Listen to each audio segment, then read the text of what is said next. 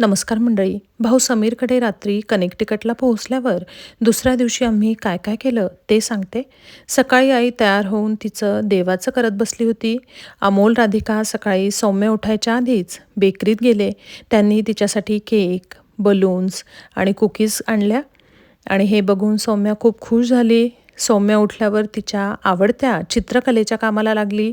मनापासून चित्र काढून रंगवायला आवडतं तिला.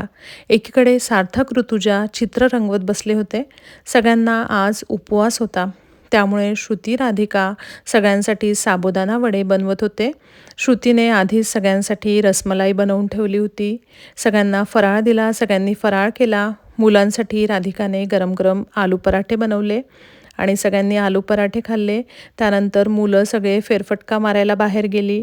सौम्या दुपारी छान फ्रॉक घालून तयार झाली. श्रुतीने तिच्या छान 2 वेण्या घालून दिल्या. पुन्हा एकदा ती चित्र काढायला लागली. त्यानंतर संध्याकाळी आम्ही सगळ्यांनी मिळून देवाची आरती केली. सौम्याला औक्षण केलं. केक कापला, फोटो काढले.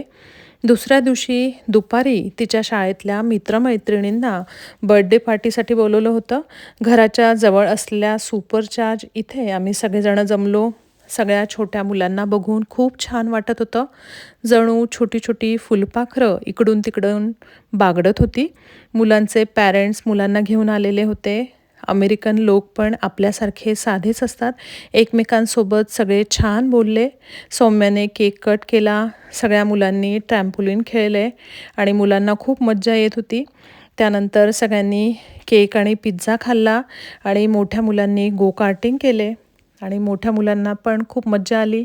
त्यानंतर आम्ही घरी गेलो आणि अशा प्रकारे तिचा सेलिब्रेट केला. धन्यवाद.